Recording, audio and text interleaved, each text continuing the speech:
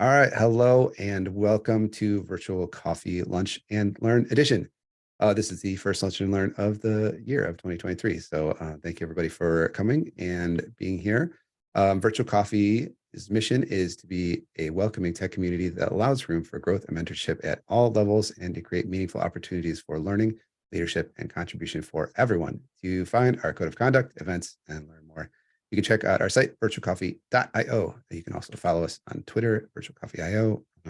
We now have a LinkedIn group. I don't really know how you find that, but I'm sure if you search somewhere for Virtual Coffee.io, you'll see it. And I don't know, I think we're on some other socials and stuff too. So we are very glad to have everybody here with us today. And I especially want to thank our presenter, Emmett Naughton.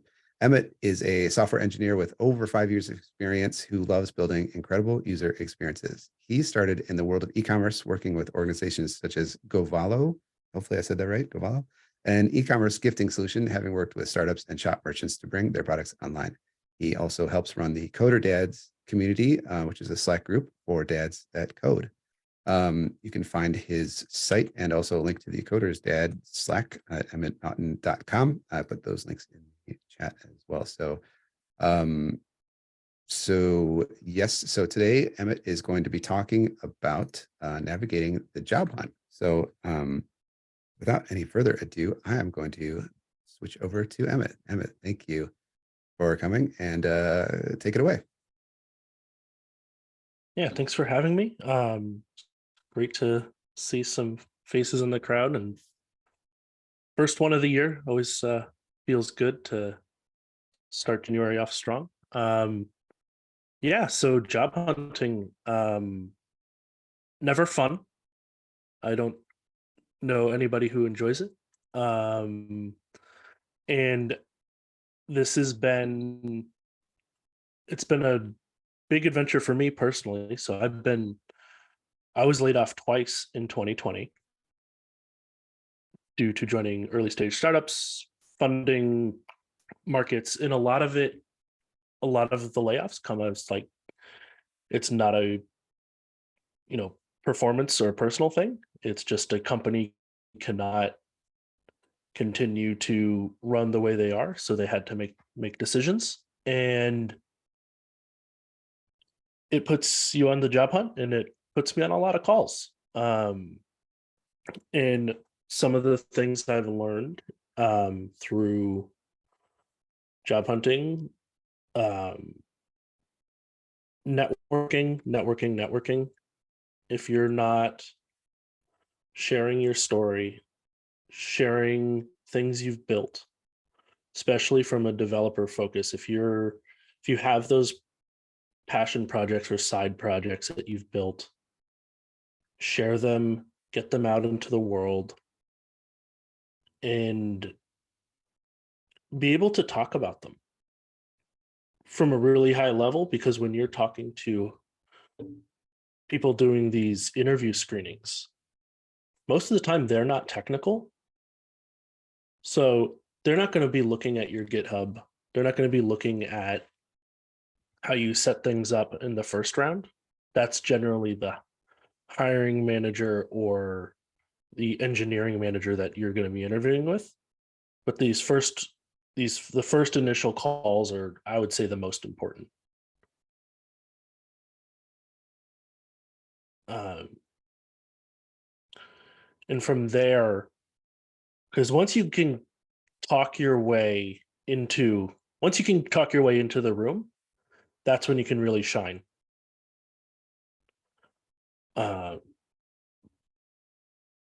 In Just out of curiosity, people here, maybe raise your hand if you are currently job hunting.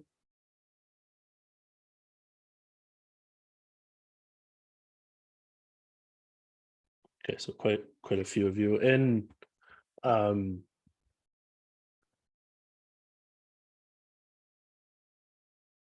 and how is are you getting to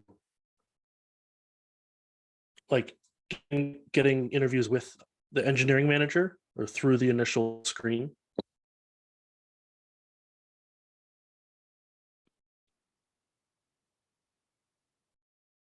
I guess just feel free to speak up if you want when if Emmett's asking questions.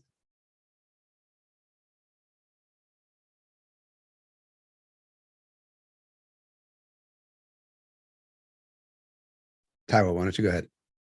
Yeah, so I think my case might be especially different from everyone's because I'm internationally, you know, internationally not disadvantaged, but yes, that would be the term to use.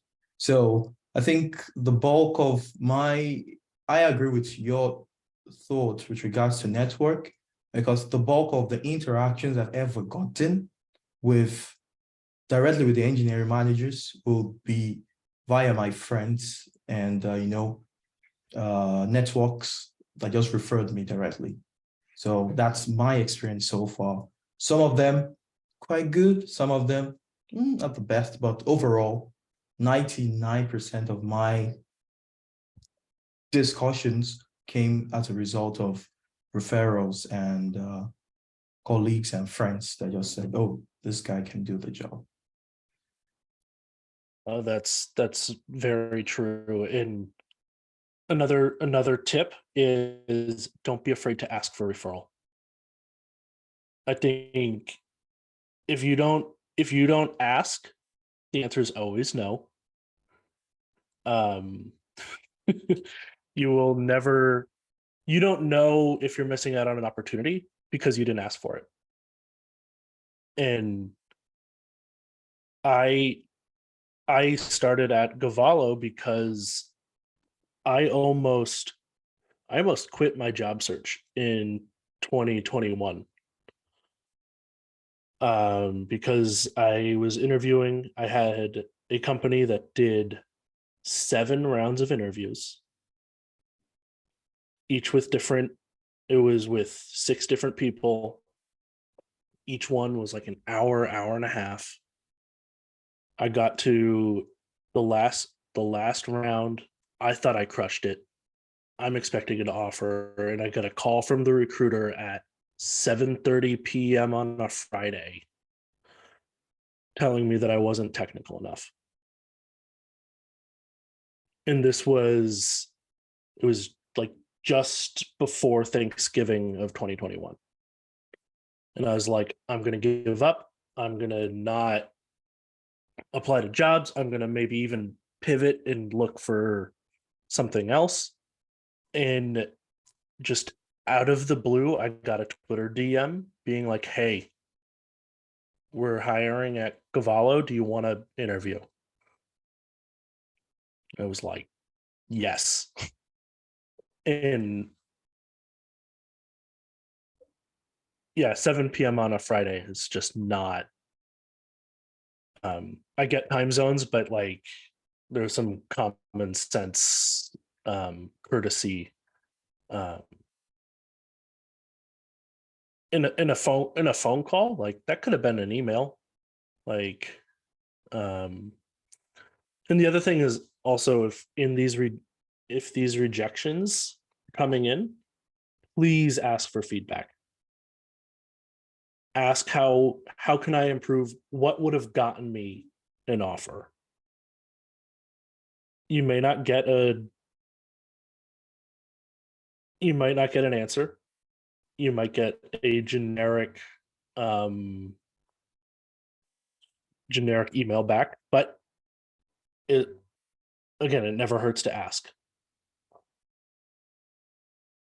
And another thing is and if you get rejected from one place, I just started documenting where I'm applying to. That's another thing. So then if I need a job in say a year or 6 months, um, you can go, oh, I really like talking to this company. I really liked who I interviewed with. I'm going to reach out to them and see what's going on. Because I would say 9 times out of 10, not getting hired is more of it's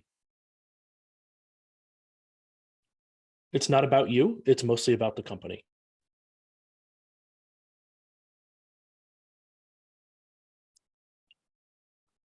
And it's a not right now. It's not, you can't ever work here ever again or apply. It's right now where you don't see it's a good fit. And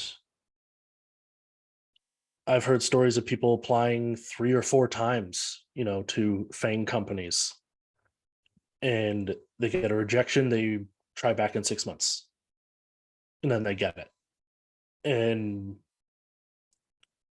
it's a lot of consistency, and it's a lot of emails.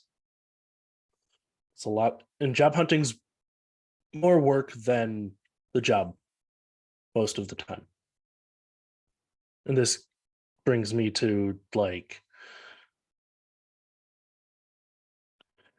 once you get into the more technical side of stuff, there's a lot of technical stuff that you have hoops you have to jump through in these interview processes that you will not touch in your day to day,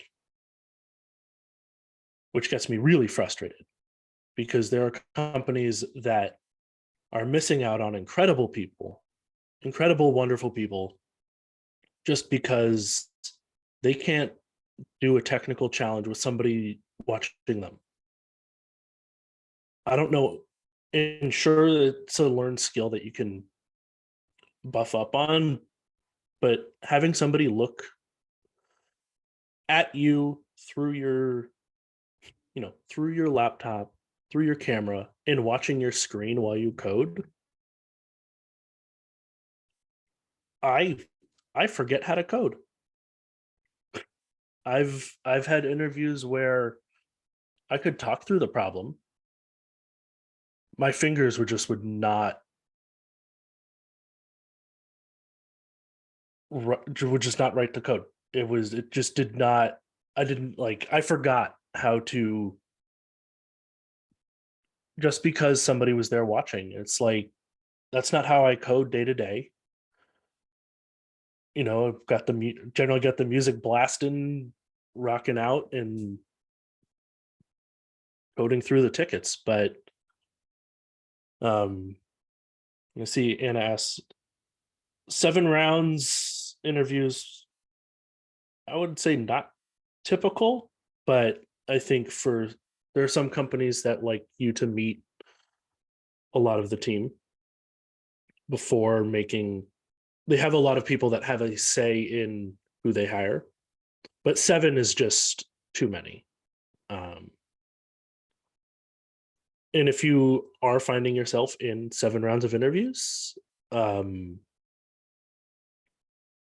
ask them why. I think a lot of it is also, if you mention that you're interviewing with other companies, they tend to move faster.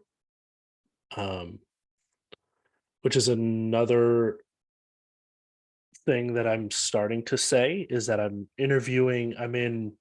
getting closer to final rounds. They will tend to speed up the interview process for you if they think that you're going to get an offer somewhere else. That may also backfire, and they may make a decision quicker to not move on if they think you're going to get a job somewhere else.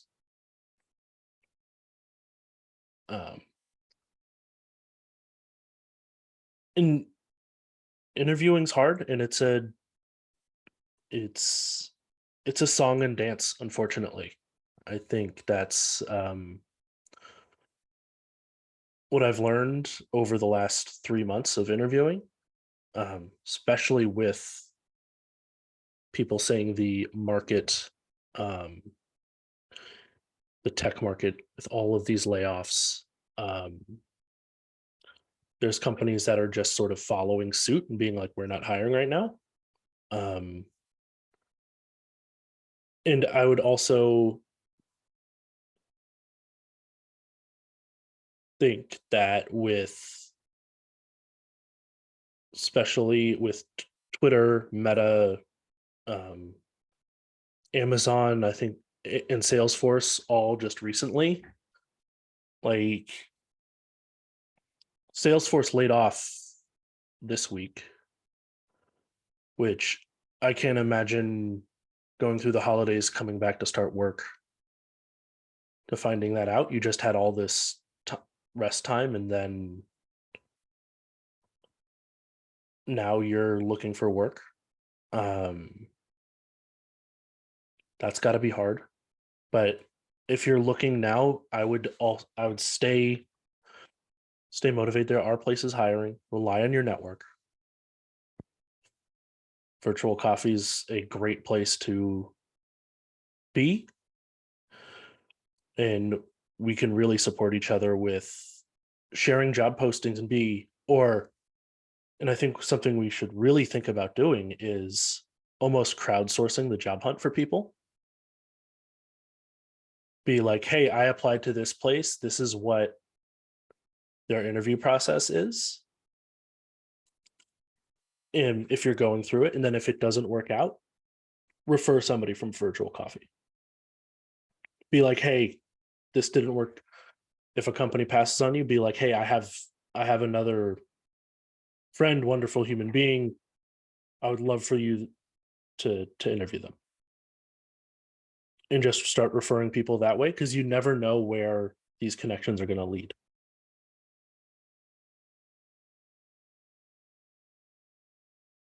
Are there any questions on networking?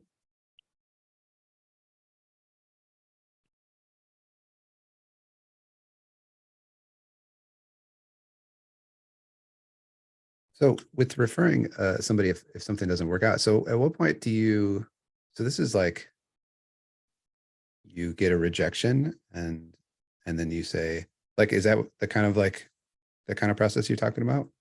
That's what I've done it in the past. And the other thing is, if talking with recruiters, if you have a job and you get recruiters being like, hey, do you want to, I have, we think you'd be the perfect candidate.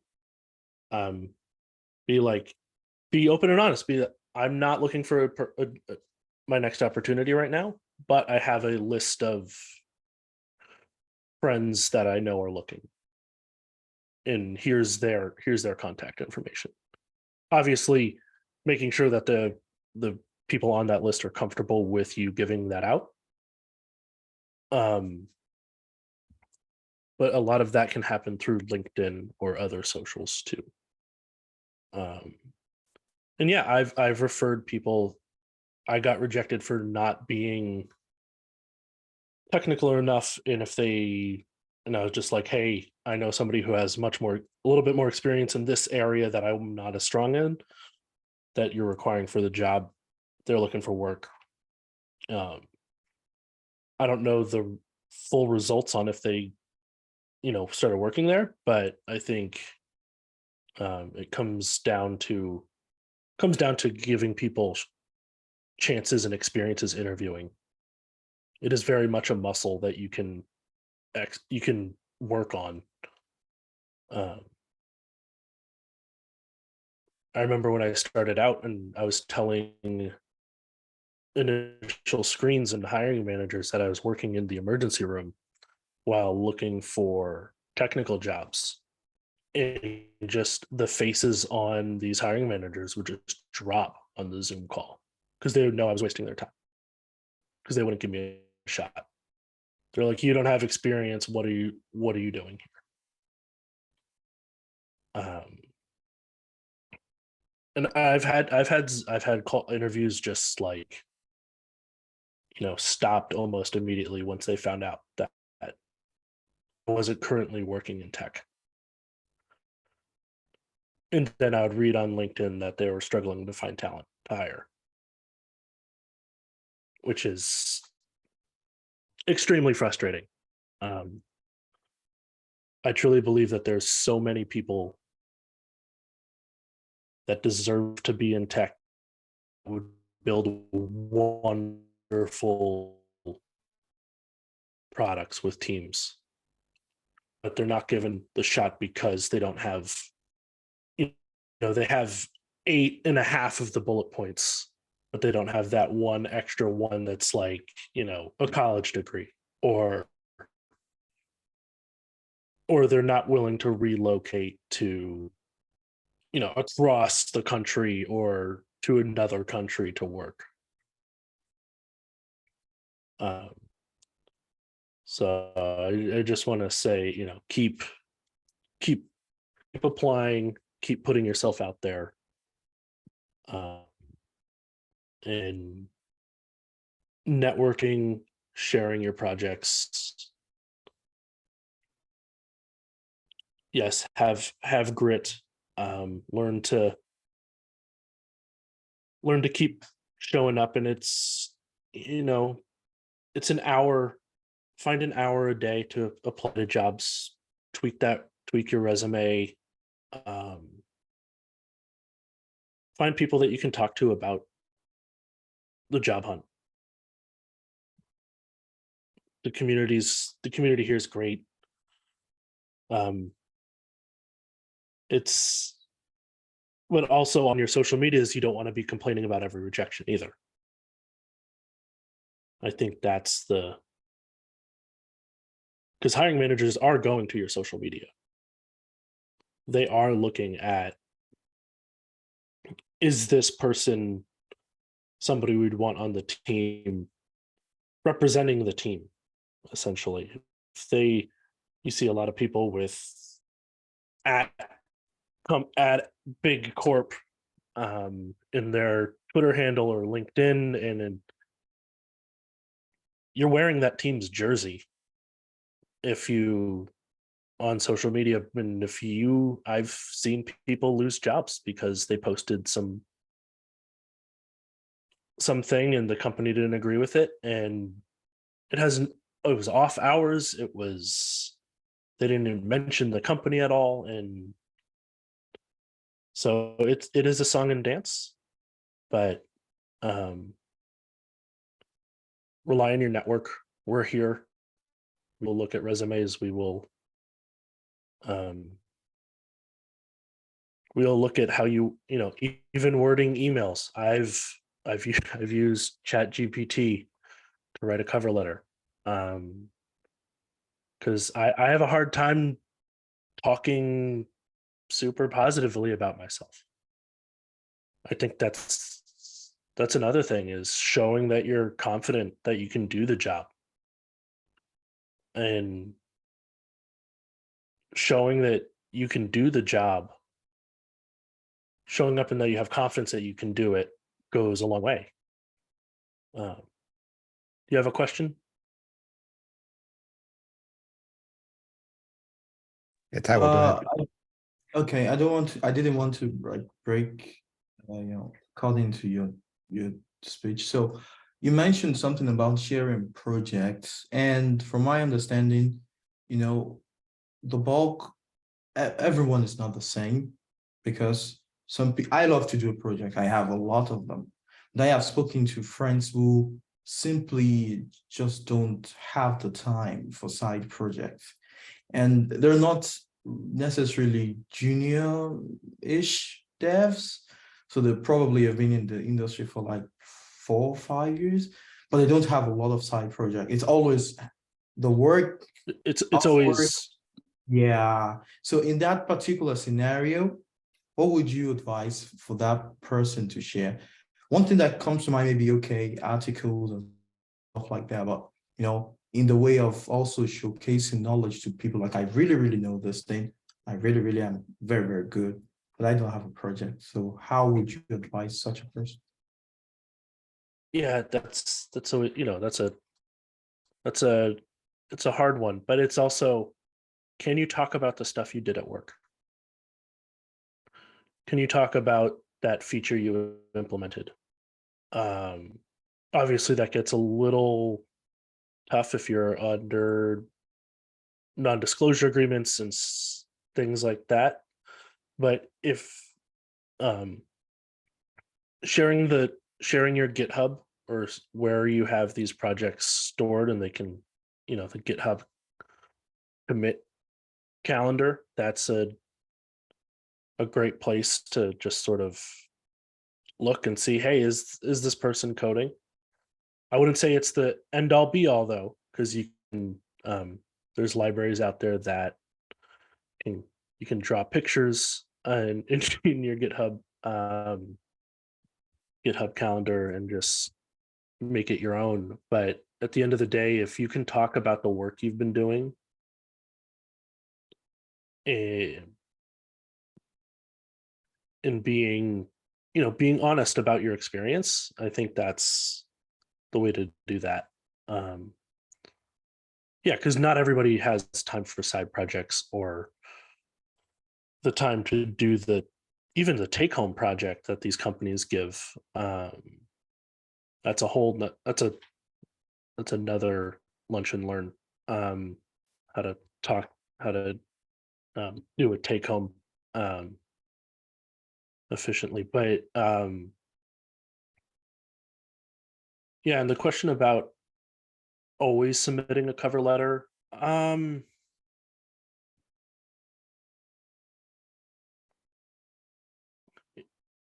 it depends, I think. um I strongly feel if it's a role that you're not super comfortable with the requirements, explaining why you're a good fit to at least interview, yes, send the cover letter, explain. um and this is like looking either from engineering to, say you saw like a customer support role that you really, you love the company, you want to work for them, but the dev role, like the dev requirements are just a lot of what you don't have. But customer support or success is something you've had experience with. If you came from retail or restaurants, it's like you can take care of customers.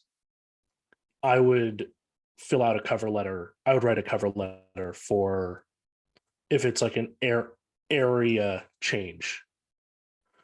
But if it's still developer or engineer, um, I would say not to. Um,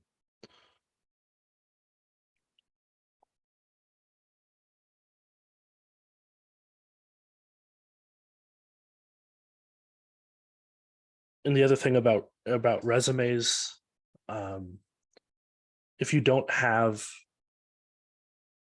the job experience, talk about your projects, talk about things you built, um, talk about even like, the communities you're in, the ways you've helped people. If you can show that you helped a local business build a website, that's experience. If you helped somebody figure out how their DigitalOcean instance wasn't working, and they're a member of Virtual Coffee, and you got it up and running with them in one of the co-working spaces, that's experience. It may not feel like experience to put on the resume, but it is. It's small. um you know Talk about how help you participated in Hacktoberfest. Share your blog, right? Share an article. um and since all of these resumes they're all PDFs, you can put links. You can put links to stuff. You're not printing them out and mailing them in. If you're really proud of this one project, you can put a link to it, make sure that it's a live link and it's not broken. I've I had a busted link on a resume before, and I didn't know, and that's why I was getting rejected from these jobs, because I was submitting a busted project. Um, and I know a lot of people will say customize your resume for the job. That can get tiring. It's a lot of work. I said it before, it's a lot of time and energy to put your, if you're doing a custom resume for every job you're applying for, that could be an hour job, and you're applying to 3 jobs a day.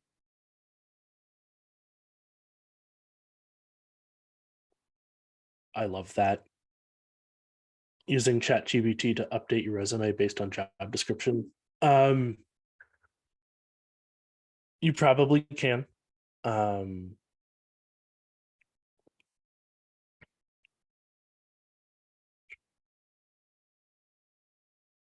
that's awesome. And I've used it to, and that really speeds up the process too. If you can quickly edit a cover letter or a resume based on AI. And if that can save you time, because it is a numbers game. It is a numbers game to apply for jobs right now.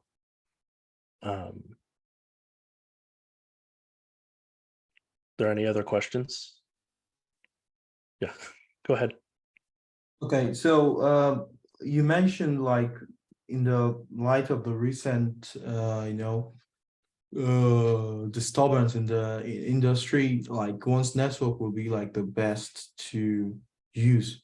So aside from that, what other websites or job boards would you advise for someone to use besides? Because yes, networks, we should all build it, but the reality is some of us have non-existent networks.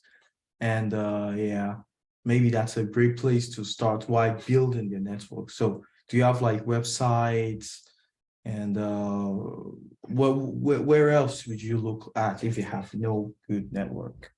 Thank you.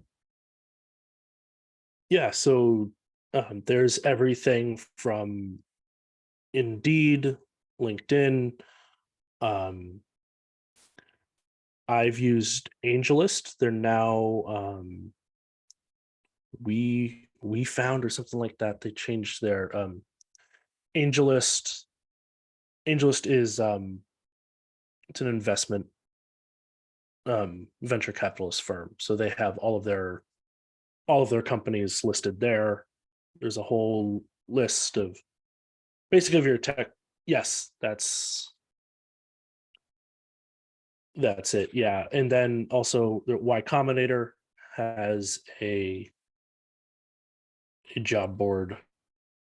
Then there's also a ton of um, remote resources that I'll post later. Go ahead, Nora. Yeah, so I heard that it's a good strategy to reach out to the hiring manager directly on LinkedIn when you're interested in a position, instead of submitting an application. I guess I was wondering if you think you still need to submit the application before you reach out. I was thinking I shouldn't. It would be best not to, in case you get auto rejected. I would say still reach out, because they still have access to your application. And you could also always apply again. I think that's so, like, apply, reach out to the hiring manager on LinkedIn, and if you do get, I would try to do those like same day. So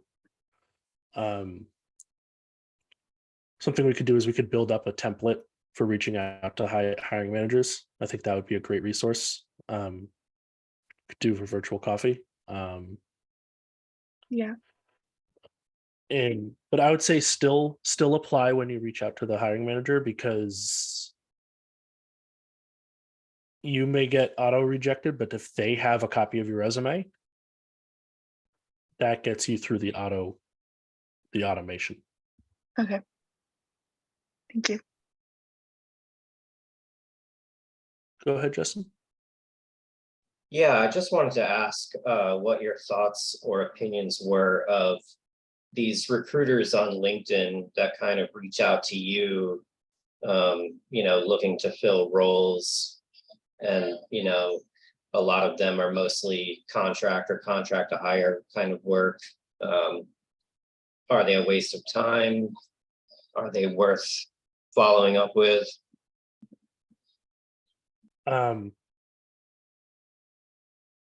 obviously, I think that comes down to personal choice and I guess also how desperate you are. If they're coming to shut the lights off at your house, I guess I'm open to contract work. But I would I've also been part of I have the mindset of take every call because you never know where a connection is going to lead you. It may not be a fit with this recruiter, but they may know somebody that they intro you to that you could work for the next 10 years. You never know. Um, and if it does feel spammy, ignore it. Um, there's a lot of good recruiters out there. And that builds the relationship. And also ask these recruiters if they know anybody else that you could talk to. Because if they make a referral to somebody else, you never know where that's going. But yes, I do know it feels spammy and annoying that they probably didn't even read your LinkedIn. They just copy pasted some generic thing saying you'll be a great fit for a job that they don't even know you. A way around that is putting an emoji in your LinkedIn name. Because there's a lot of automations that will just spam out cold DMs. And if that emoji pops up in their message, that will show you that they didn't take the time to actually reach out to you. Because it's just like like, hey, first name emails, if you've ever seen those.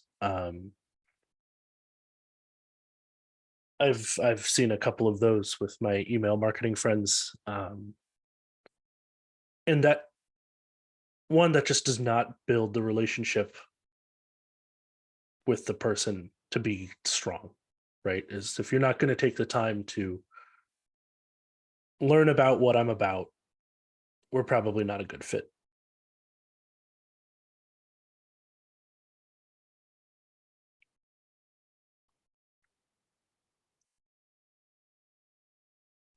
Thanks for that.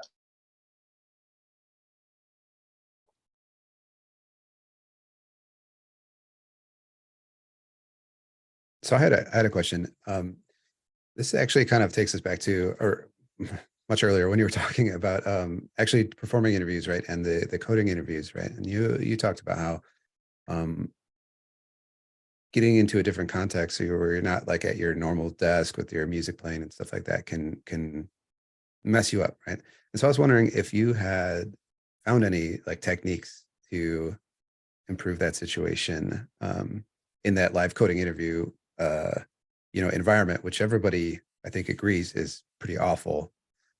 And so like you can't control a lot of the variables. So I was wondering um, if you had come up with anything to help yourself like kind of get through those.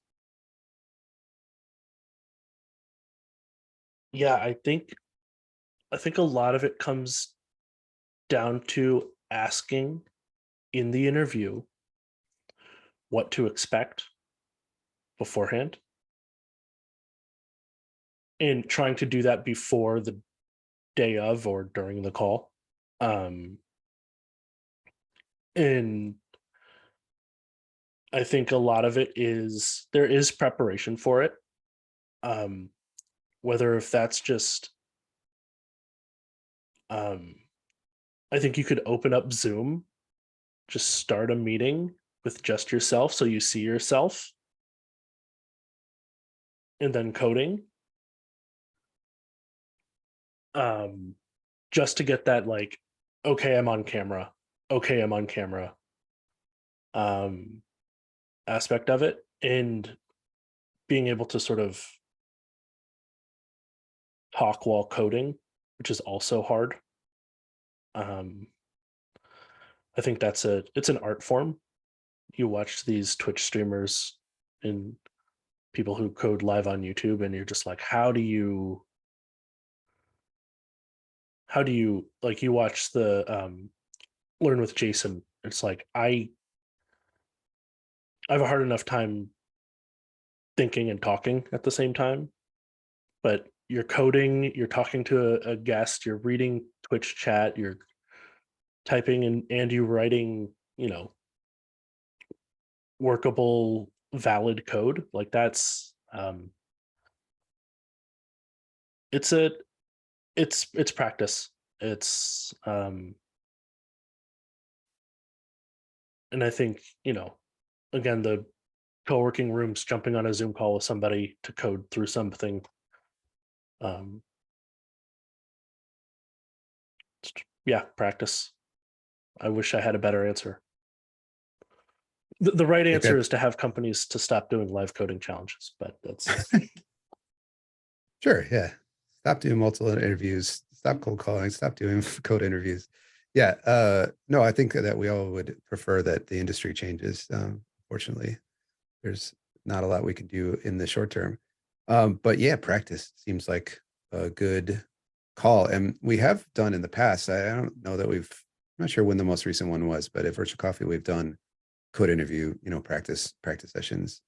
And you also mentioned asking about what to expect, things like that, preparation, right? And I think those are both great pieces of advice, right? So practicing, I guess, is part of preparing, but knowing what to expect and practicing.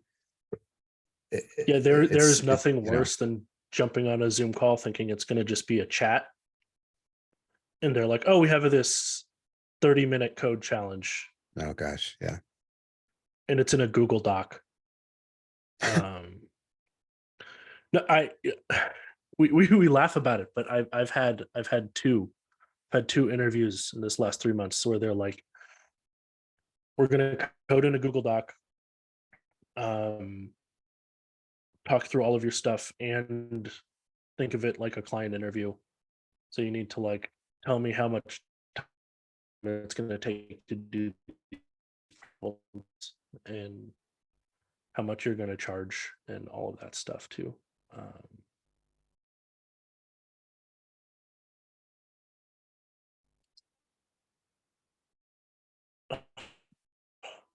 Yeah, that's awful.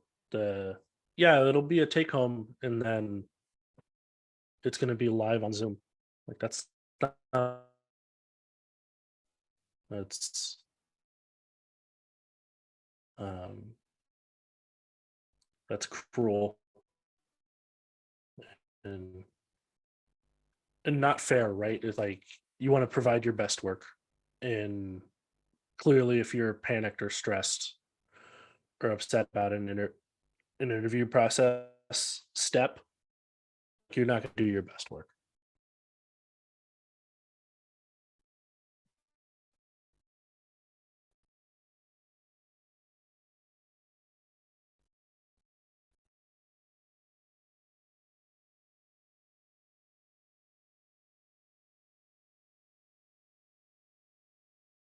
And for interview prep, again, free code camp.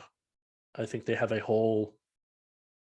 like 300 hours of interview prep questions, and just keeping skills sharp and tell your story too. I think that's another, um, being yourself is way more important than putting on a mask so you can get a job. You're interviewing at a place where you want to show up every day happy and enjoy what you do.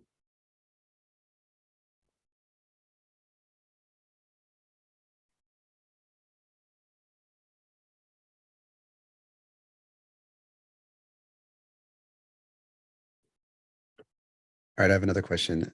We were talking earlier about writing cover letters and possibly using chat, the chat generation bots. But I guess my question is, so along with cover letters, how much do you change your resume, or if at all, for different jobs or different companies, things like that? Like, do you spend time, or would it be a good time, a good use of time, or a waste of time to, kind of change your resume drastically, or maybe not drastically, but between different applications within the same time period? I think it depends on the role. Um, I think if it's something you've done before, you probably can get away with the same resume. But if it's like I said, if you were moving from a say a engineering role to you wanted to change to like product management or project, I would probably showcase how you change the resume to show that you can do that job. Um, or if you're trying to transition into a different industry, showcase how you can do that. Like if you were going to like a fin company, and before your tech career, you were like a banker for 5 years, absolutely showcase that you understand the frustrations of whatever industry you're trying to go into. Um, like I mentioned before I got into tech, I was working in the emergency room and talking with health tech companies and being like, yeah, the whole process in software is broken, and the whole process of how we get, you know, patient information in and out and stored is broken or slow or ancient. Um, it needs to be updated. If you can showcase that you have some sort of knowledge about an industry, absolutely change your resume for that.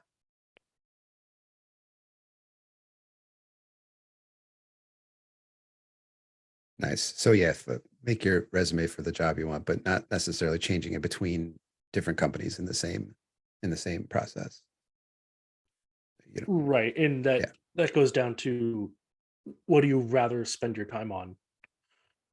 I think that's another very important thing with a job hunt is you only have so much energy in the day to be applying for jobs. And what do you want to be doing? I would rather be networking and seeing where I could, get in through a side door or a window rather than writing a resume or a cover letter.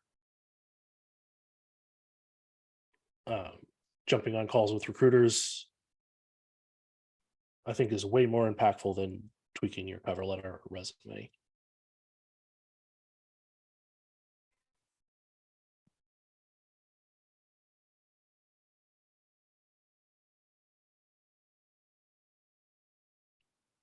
All right. Well, we are closing in on an hour.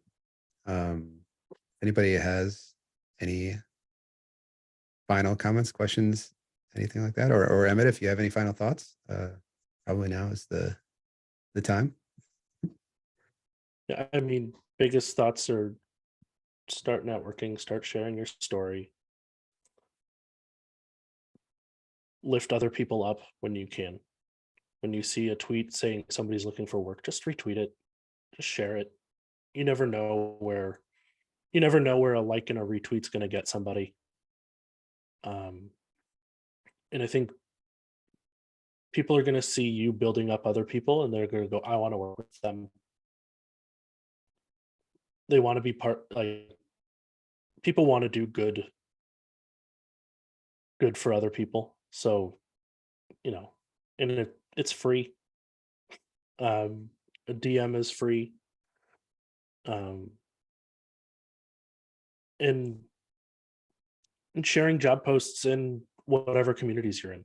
Hey, I found this cool role doing, XYZ. Um, Somebody may be interested in that. Um, and you also never know what somebody's um,